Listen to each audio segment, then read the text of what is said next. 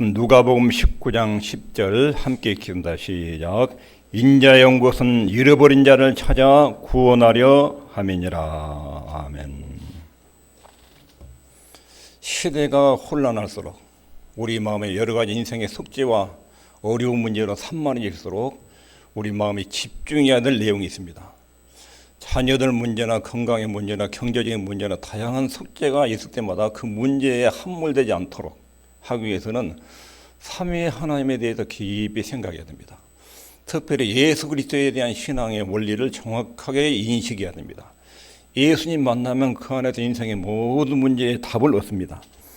우리 주님이 어떤 분인지, 그분이 이 땅에 왜 오셨는지, 무슨 일을 하셨는지 이런 점들을 정확하게 이해하고 거기에 집중하면 거기에서 인생의 모든 삶의 답을 얻을 수 있습니다. 요한복음 17장 4절에 아버지께서 내게 하라고 주신 이 일을 내가 이루어. 예수님은 하나님 아버지께서 자기에게 맡긴 일, 이 사명을 가지고 이 땅에 오셨습니다. 그리고 그 할 일을 아주 명확하게 아셨고 33년 동안 계시면서 그 할 일을 정확하게 완성해서 하나님을 영화롭게 하셨다. 이렇게 지금 보고를 드리고 있습니다. 예수님이 세상에 오신 것은 아버지를 영화롭게 하기 위해서 오셨습니다. 그분이 세상에서 행하신 모든 일은 아버지를 영화롭게 하기 위한 일들이었습니다. 그런데 하나님이 하라고 주신 일이 무엇인가? 하나님 아버지가 예수님께 하라고 주신 일, 그 핵심은 죄인된 인간을 구원하시는 일입니다. 이 구원을 이루어서 아버지를 영화롭게 했다. 이렇게 지금 기도 중에 보고를 드리고 있습니다. 구원을 하나님의 영광이라는 관점에서 보아야 됩니다. 우리는 구원을 우리가 누리는 혜택 중심으로 구원을 누릴 생각하는데 주님께서 아버지께서 내게 하라고 하신 그 일을 이루어 아버지를 영화롭게 하였사오니, 예수님께서 그 일을 뭘 이루셨냐면 인간을 구원하는 일, 구원하는 일을 통해서 하나님을 영화롭게 한 것입니다. 여러분과 저의 구원 문제는 하나님의 영광과 직결되어 있는 것입니다. 성경은 우리 구원 문제를 모호하게 희미하게 말씀하지 않고 아주 명확하고 정확하게 말씀하십니다. 예수님은 아버지께 할 일을 명확하게 명령받았습니다. 그리고 그 일과 사명에 대해서 땅에 사시는 동안 아주 분명하고 명확하게 인식했고 그것을 또렷하게 이루셨습니다. 확실하게 이루셨는데 그 일은 죄인된 인간을 구원하는 일, 이것입니다. 그렇다면 예수님이 이루신 구원이라는 것이 무엇인가? 구원이라는 것이 무엇인가? 누가복음 19장 10절에 읽겠습니다. 시작.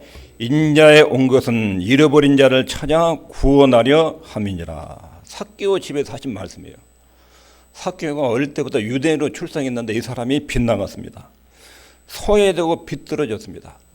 그리고 삭개오가 죄악과 허물과 혼돈과 파멸에 떨어졌습니다.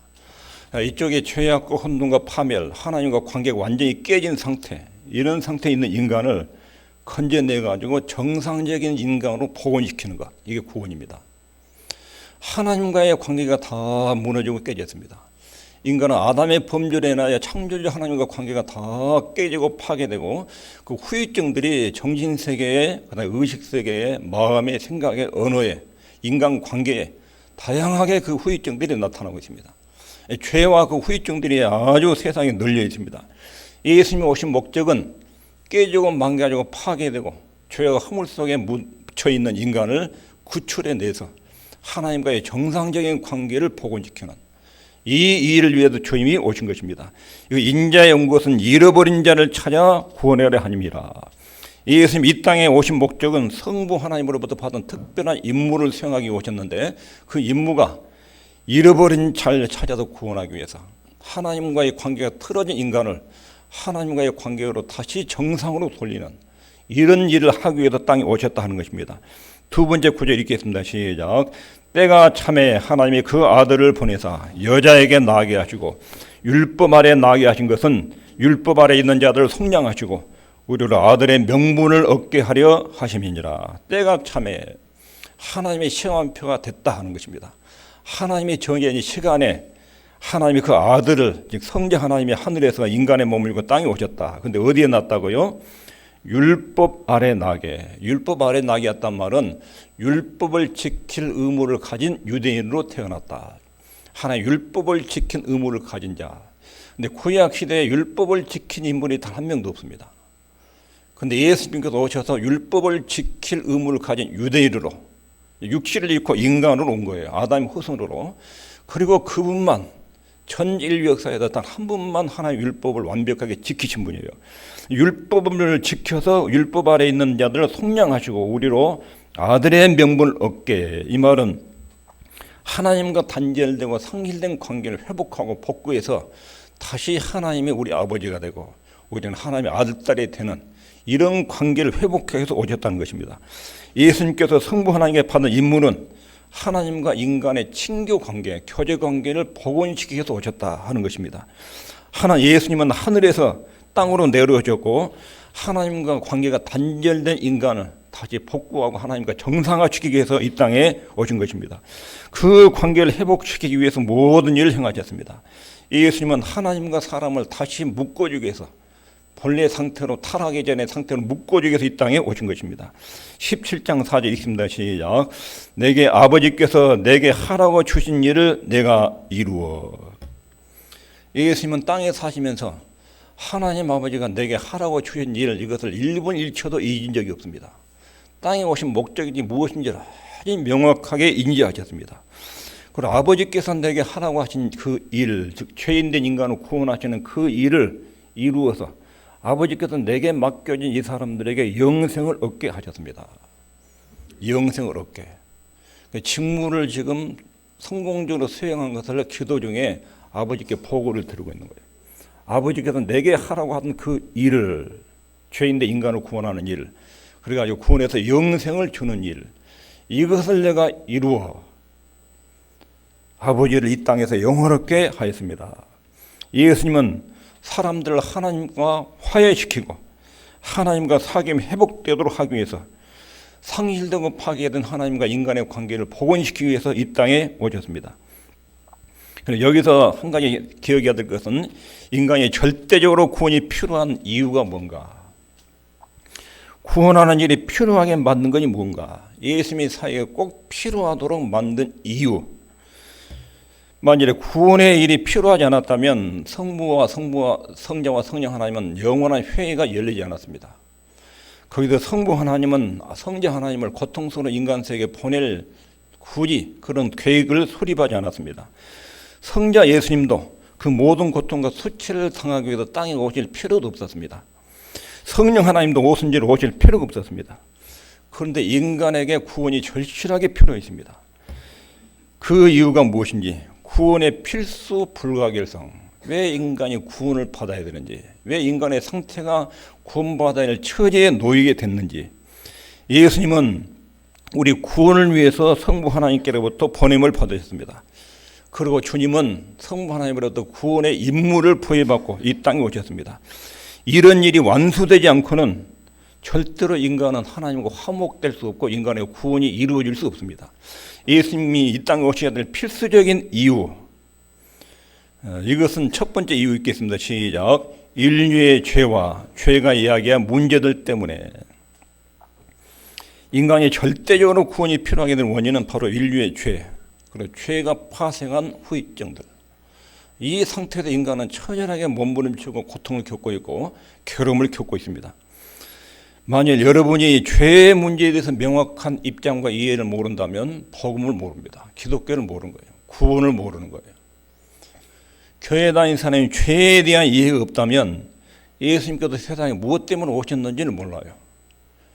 죄에 대한 이해가 없으면 예수님과 복음에 대해서 어떻게 이해하지요? 교회 다니면 몸 건강해진다, 자식들 잘 된다, 돈 잘 번다. 이쪽으로 가, 이쪽으로. 꼭 무당 종교나 미신 숭배도 똑같아요. 이 신을 믿어서 내 입신양면, 건강, 오복 받는 거. 신을 믿는 이유가 자기 잘 되기 위해서 믿는 거예요. 그럼 기독교의 특성과 구원의 필요성, 이거 다 모르는 거예요. 그럼 다른 종교에 가도 다 그렇죠. 인문학자 데려다가 좋은 이야기 얼마나 들을 수 있지요. 교회 올 필요가 없지요. 서양 유럽의 종교가 18세기, 19세기 타락한 이유가 있어요. 기독교 신학이 자유주의로 흘렀어요. 자유주의로. 예수 그리스도의 필요성을 못 느끼고 신학이 변질됐어요. 그러면서 교회가 급속하게 타락했어요. 교회에 가면 하나님 말씀을 들을, 교회 가서 앉아 있어야 될 이유를 모르는 거예요. 왜 우리가 교회 와서 앉아 있느냐? 교회 가면 무슨 뭐 요리를 이렇게 먹는 법 이런 거 강의 들었어요. 건강을 관리하는 법 이런 거 들었어요. 그 의사한테 들으면 되지. 요리한테 들으면 되지. 우리 교회 가도 굳이 앉아서 그 이야기 듣고 앉아 있어야 되나? 그러면서 신학이 변질되면서 교회 가면 성부 하나님과 성자 예수님과 성령 하나님과 인간과 하나님과의 관계에 대한 복음의 본질적인 문제, 인간의 근본적인 문제가 교회에서 다루져야 되는데 다른 곳에서 들을 수 있으면 교회에 굳이 갈 필요가 없지요. 교회에 가서만 들을 수 있는 하나님 말씀이지요. 교회에 가야 만날 수 있는 하나님이 계시다고요. 이 복음 내용이 유럽사의 교회가 변질됐어요. 신학이 변질되면서 메시지가 변질됐어요. 그런데 교회가 급격하게 쇠락하면서 유럽 여행을 가면 대형 교회들이 다 문 닫아가지고 관광 명소로 바뀌고 교회 사람들이 없어요. 교회에 올 때 복음에 대한 이해에 있어서 죄의 문제에 대한 명확한 이해와 입장을 보이지 않으면 예수님이 세상에 왜 오셨는지 몰라요. 예수님이 그저 우리 복되게 하고 잘되게 하고 행복하게 살도록 하기 위해서 오시기 위해서 또 도덕적 모범적 우리에게 이렇게 살아야 된다, 착한 일 하면서 이렇게 살아야 된다, 일종의 모범적인 도덕적 행위를 보여주기 위해서 오신 분 정도로 이렇게 예수님을 인식하면 기독교가 완전히 복음이 변리된 것입니다. 왜 사람들이 하나님의 구원 계획을 듣는 일에 그렇게 어려움을 느끼는가? 교회에 와서 왜 복음을 듣는 일이 그렇게 어려운가? 그 이유가 있어요. 하나님 말씀을 듣기를 싫어하는 사람의 특징이 있는데 그것은 죄가 무엇인지를 몰라요. 죄가. 인간은 죄에 대한 내용을 듣기를 싫어해요. 행복에 대해서, 하나님의 사랑에 대해서, 축복에 대해서는 듣기가 참 좋아요. 편하고. 근데 죄에 대해서는 굉장히 듣기 싫어요. 그래도 복음 진리를 듣다가 막 선지자를 죽이고 사도들 죽이고 반발이 일어나고 이런 일이 생겨요. 그런데 성경에 따르면 인간에게 구원이 필요한 것은 바로 죄 문제 때문이에요. 죄를 알지 못하면 예수님이 왜 오셨는지를 몰라요. 예수님이 누군지를 몰라요. 죄를 알지 못하면 복음을 몰라요. 복음을 모르고서는 구원이 무엇인지를 몰라요. 기독교를 몰라요. 교회에 다니면서 내가 다니는 이 종교, 기독교는 종교의 특징이 무엇인지를 몰라요. 지난번에도 말씀드린 것처럼 아브라함 종교의 뿌리가 세 개예요. 아브라함 종교에서 나오는 이제 뿌리를 둔 종교가 이슬람, 기독교, 유대교. 기독교란 말은 그리스도교라는 말이에요. 예수님에 대한 견해가 달라요. 예수님에 대한 유대교와 이슬람과 기독교가. 우리가 믿는 복음의 핵심은 그리스도를 어떤 분으로 이해하느냐, 그분의 사역이 어떤 사역이었느냐 이거예요. 성경은 죄에 대해서 줄기차게 말해요. 구약 성경을 열어보십시오.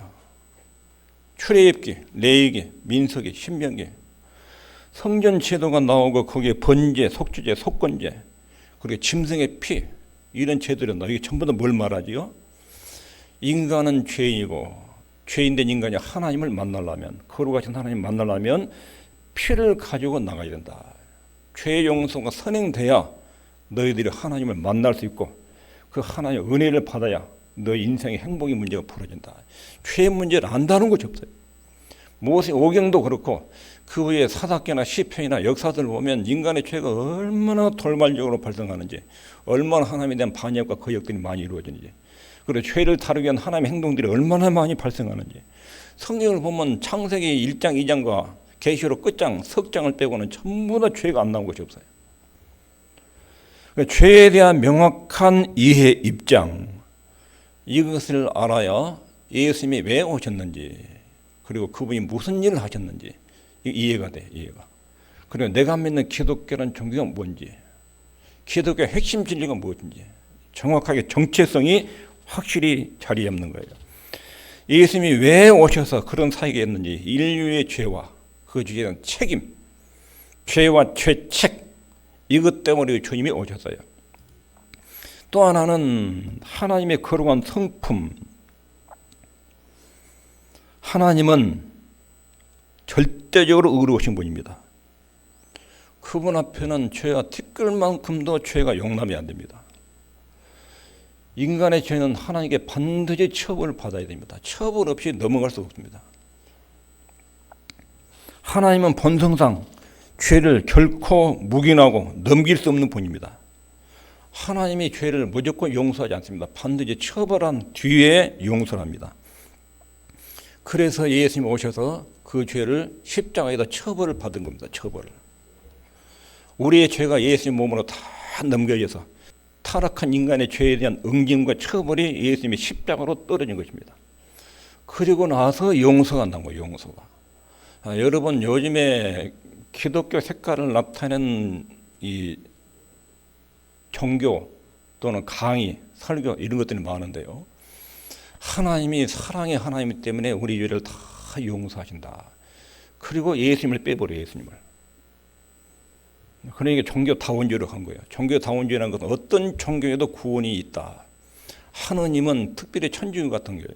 하느님은 인간을 굉장히 사랑하기 때문에 어떤 사람은 불교를 통해서도 하나님께로 나오게 하고 우상 종교를 통해서도 하나님께 나오게 하고 어떤 나라는 이슬람을 통해서 나오게 하고 동양에서는 유교를 통해서도 하나님께 오를 수 있게 하고 마지막 가면 다 하나님 만난다. 하나님께 가는 길들이 여러 개가 있다. 종교다원주의라고 그래요. 어떤 종교도 하나님께 가는 길이다. 그러니까 예수님이 굳이 오셔서 십자가에 죽을 필요가 없는 거예요. 예수님을 거기다 대입시킬 이유가 없는 거예요. 이게 종교다원주의예요. 변질된 복음이에요. 이런 내용의 특기가 좋죠. 하나님은 다 인간들을 사랑해서 절간에 다니는 사람도 하나님의 자식이고 저 이슬람도 하나님의 자식이고 무당 종교도 하나님의 자식이고 유교에도 하나님의 자식이고 그래서 천주교 추기경이 저 강릉에 가가지고 유교 제사상에다 다 엎드려 제복 잡고 절하잖아요. 또 불교에 가서는 다 목탁 들이고 또 거기다 절하고 하나님이 다 하나님의 자식들이요. 넓게 포용한다는 거 넓게. WCG에서는 우주적 그리스도 좋은 말 같은데 예수님은 우주적인 사랑을 가지고 어떤 종교든지 다 포용하고 인정해 준다. 여기 현대 사상에 종교다원주의가 기독교를 망가뜨리는 요소예요. 여기 교회까지 스며들어가지고 교회 다니면서도 하나님은 사랑이시고 누구든지 다 포용하시고 그리고 예수님을 빼버려요. 예수님은 무엇 때문에 오셨는지 왜 십자가에 죽으셨는지 십자가를 해석할 때도 예수님이 이 땅에서 하나님의 나라를 인류하다가 하도 반발을 세력이 많으니까 내가 죽어서 모범적으로 사람들의 본을 보여서 나중에 그 나라가 이루어지도록 해야겠다. 이렇게 해서 희생했다는 거예요. 예수님이 십자가를 우리 죄를 위한 속죄 사역으로 보지 않고 희생적인 사랑, 권력과 부자들의 행포로부터 민중들을 건져내기 위한 희생적 자기 희생 이것으로 십자가를 이렇게 이해를 하는 거예요. 변질된 복음이에요. 이게 유럽 사회를 덮었어요. 그래서 교회가 복음이 사라지면서 유럽 교회가 망가진 거예요. 하나님은 거룩하신데 인간은 죄인이에요. 그럼 하나님께서 이 인간의 죄를 어떻게 처리하고 이들을 하나님의 아들들로 삼을 수 있느냐. 이게 최고의 숙제예요. 하나님은 죄를 절대로 티끌만큼도 용납할 수 없고 그 죄에 대한 처벌을 해야 돼요. 그런데 사랑하는 인간이 죄를 지었어요. 그래서 예수님이 필수적으로 오셔서 이 문제를 풀 수밖에 없었어요. 예수님이 반드시 오셔서 하셔야 될 일들이었어요. 이 두 가지 요소 때문에 인간이 절대적으로 구원이 필요한 거예요. 그래서 주님께서 요한복음 17장 4절 아버지께서 내게 하라고 주신 일 천국에서 하나님 아버지가 예수님께 맡긴 일이 성자께서 내려가서 인간의 죄 문제를 십자가에다 처형을 대신 받으셔야 이들이 살고 용서가 받을 수 있습니다.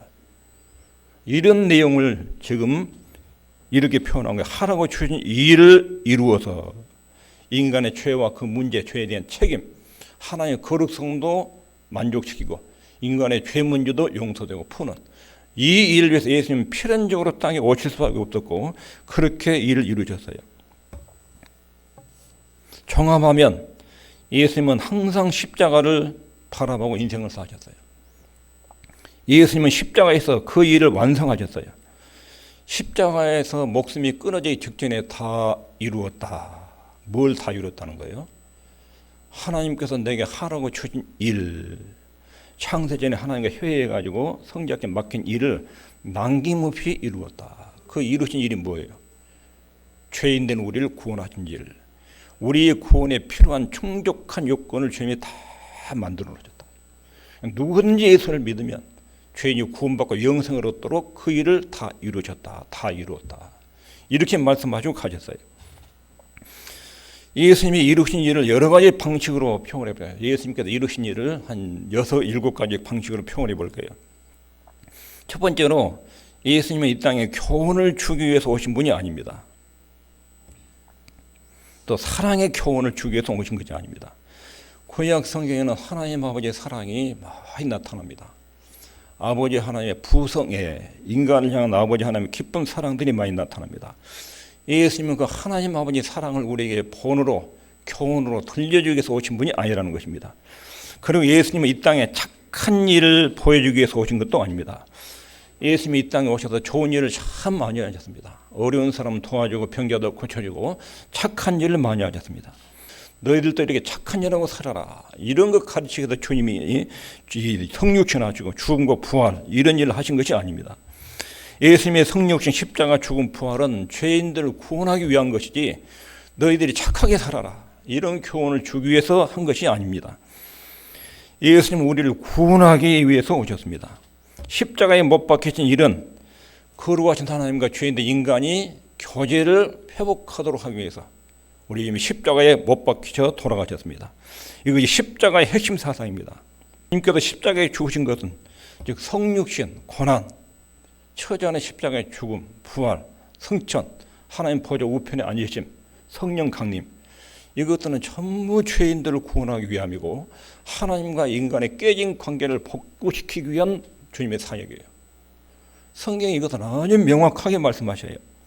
첫 번째 아담인 대표자 아담, 이 사람이 하나님께 죄를 지었어요. 그리고 아담의 후손들은 전부 다 죄로 출생하게 됐습니다. 모든 인간이 범죄 아래 놓이게 된 것입니다.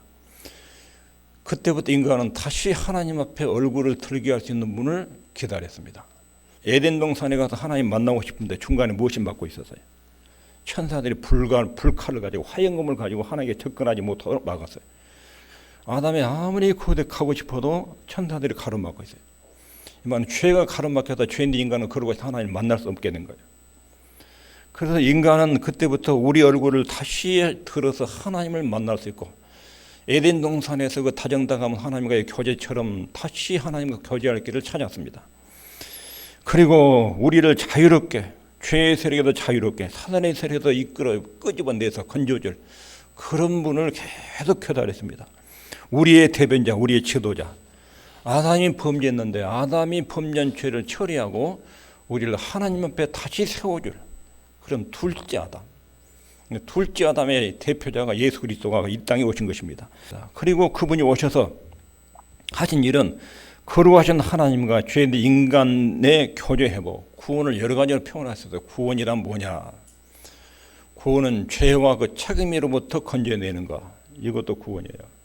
다른 측면에서는 죄인된 인간과 하나님과의 단절된 교제 관계를 회복하는 것. 하나님과 깨어진 관계를 회복하는 것. 우리 주님이 오셔서 하나님과 깨진 관계를 복구시키는 것입니다. 그리고 주님이 오셔서 세례를 받으셨는데 예수님이 세례를 받을 때 세례요한이 깜짝 놀랐지요. 내가 세례를 당신께 받아야 되는데 왜 죄가 티끌만큼도 없는 당신이 나한테 세례를 받아야 됩니까? 나는 그럴 수 없습니다. 세례요한이 놀래가지고 그렇게 표현했습니다. 예수님이 세례를 받으신 것은 우리와 예수님 몸을 동일하게 동일시하고 또 죄에 대한 책임을 지고 계셨고 우리의 죄를 당신의 몸으로 다 짊어졌어요. 세례는 죄인이 받는 거예요. 죄 없는 분 하나님은 안 받아요. 예수님은 세례 받을 필요가 없어요. 그런데 여러분과 제가 예수님께로 갔고 예수님은 우리 죄를 짊어지 인간의 모습으로 오셨기 때문에 세례 요한에게 세례를 받은 거예요. 그리고 세례 받자마자 성령이 비둘기 모양으로 하늘에서 임하셔요. 예수님의 사역 초기지요. 예수님이 세례 받을 때 성령이 비둘기 모양으로 예수님 머리에 쫙 내려야죠. 이것은 두 가지 의미가 있어요. 하나는 사역을 감당할 수 있는 능력을 입혀주는 거예요. 하나님께서 이루라고 하신 그 일을 이룰 만한 능력을 준 것이죠. 능력을. 그 다음에 또 하나는 하나님께서 성별하신 거예요. 성별. 구원할 백성을 위한 구원자로 성별. 우리 주님이 십자가에서 우리 죄를 용서하신 내용 중에는 이런 사역들이 들어있어요. 그리고 네 번째 주님이 필수적으로 오셔서 하신 사역은 흠없고 완전한 삶을 사는 거예요.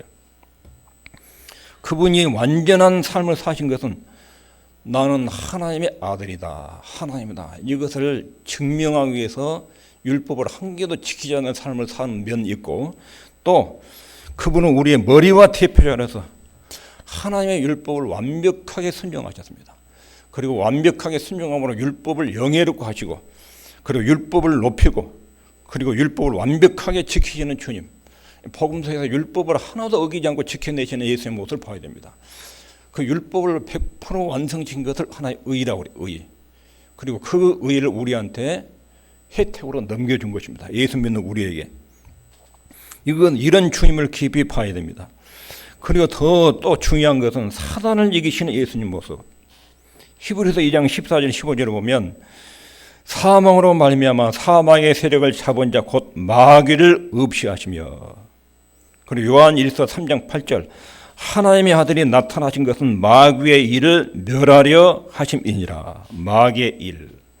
마귀가 하는 짓이 뭐지요? 하나님을 거역하고 사람들을 미혹시켜서 죄를 짓게 만드는 것. 이게 창세기 3장에 나온 마귀의 일이에요. 마귀의 일. 마귀는 끊임없이 사람과 하나님을 이간질해요. 그리고 인간이 하나님 뜻대로 살지 못하도록 방해를 놔요. 하나님의 영광을 훼손해요. 이게 마귀의 일이에요.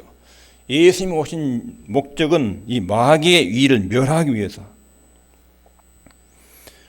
죄인들을 사단의 소굴에서 끄집어내기 위해서. 이게 구원이에요. 구원받기 전에 전부 다 사단의 영역에서, 사단의 지배 속에서 살았습니다. 죄 가운데 있는 인류는 전부 다 사단의 종이에요. 그러므로 인간이 구원받으려면 예수님 먼저 사단의 세력을 정복을 해야 돼요. 왜냐하면 사단의 세력의 사람들이 다 이놈이 왕초가 돼가지고 그 밑에 사람들을 싸잡고 있잖아요. 근데 구원이라는 것은 그 밑에서 예수님이 끄집어내야 돼요. 사단을 깨뜨리고 그 권세를 정복을 해야 이 속에 있는 사람들을 끄집어낼 수가 있어요. 구원은 마귀의 힘과 세력으로부터 죄인된 인간을 건져내는 거예요. 끄집어내는 거예요. 근데 이 일은 예수님 외에 천사들 힘으로 안 돼요. 인간의 지혜, 선행, 착함, 도덕성, 이걸로 안 돼요. 왜 도덕적인 행위가 구원이 이루지 못하느냐? 사단의 세력에서 건져낼 만한 장소가 없어요. 인간의 학자들, 박사들, 권력가들, 사단과 게임이 안 돼요. 사단에게 다 농락당해. 귀신 한 마리도 당해내지 못해요. 인간의 최고 권력, 최고 학문, 최고 지식, 이것으로 귀신 한 마리도 당하지 못해요. 근데 마귀의 권세를 제압을 해야 돼요. 우리는 사단의 지배 아래로 해방되고 구출되어서 하나님 나라로 이주를 해야 돼요. 우리의 구속이 있기 전에 누군가가 사단을 정복해야 됩니다. 그리고 그 일을 우리 주님이 하셨어요. 십자가로 사단의 세력을 무너뜨렸다. 십자가의 죽으심으로 죄값을 하나님께 다, 인간의 죄를 하나님께 갚아버렸어요. 마귀의 주 문제는 죄에 지은 인간을 자기가 소유할 수 있어요. 근데 예수님께서 죄를 십자가에서 갚아버렸어요.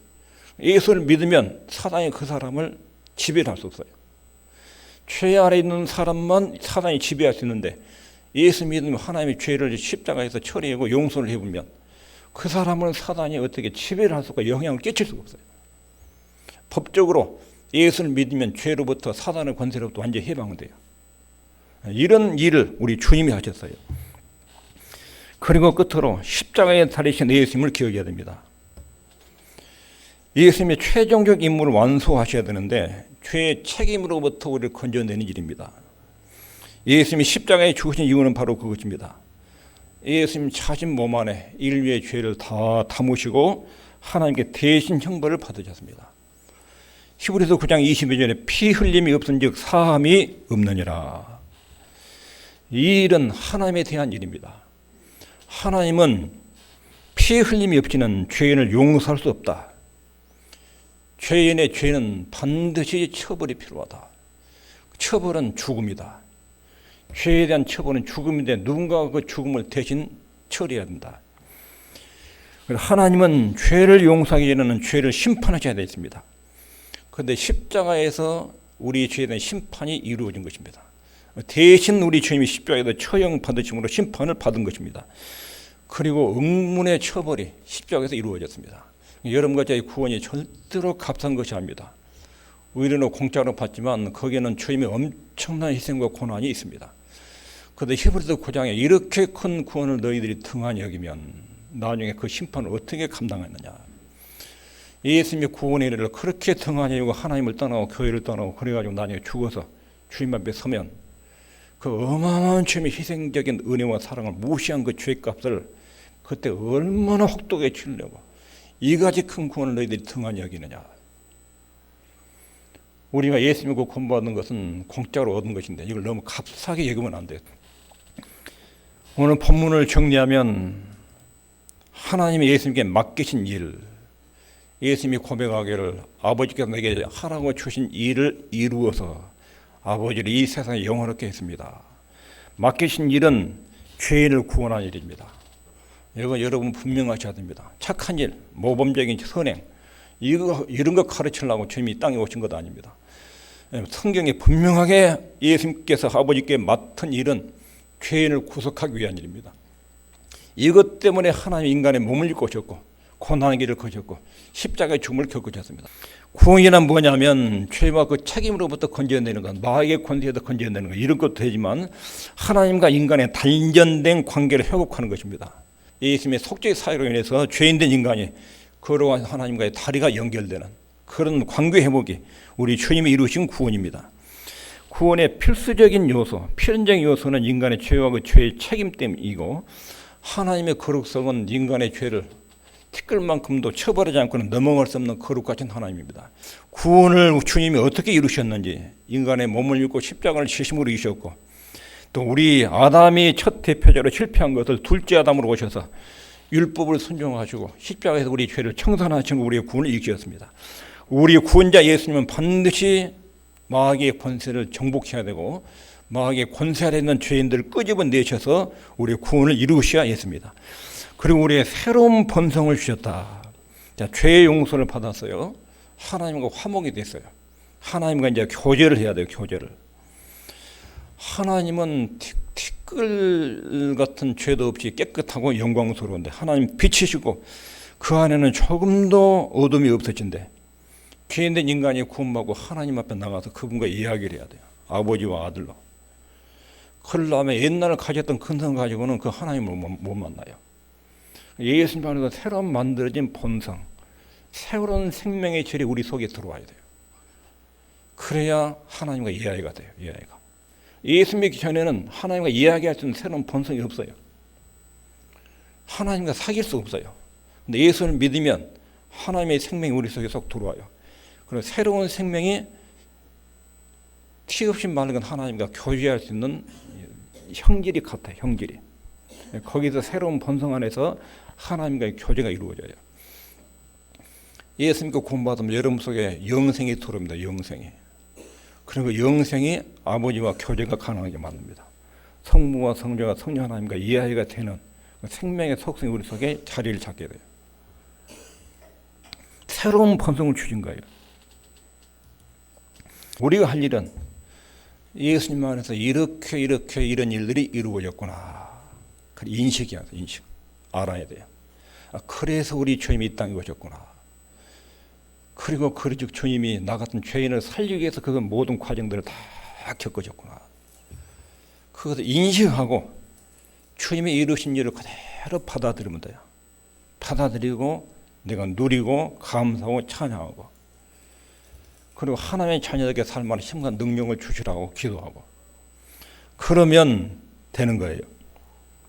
예수님이 하신 일을 그대로 받아들이고 여러분과 하나님 사이에 화해가 이루어진 것을 그것은 예수님으로 인해서 이루어진 것을 믿고 수용하고 예수님 안에서 하나님이 내 아버지가 되시고 내 죄가 용서됐고 이 땅을 떠나면 영원한 천국에 가는 복을 누리고 이것에 대해서 계속 감사하고 찬양하고 우리 주님을 영광스럽게 섬기면 되는 것입니다. 기도하겠습니다.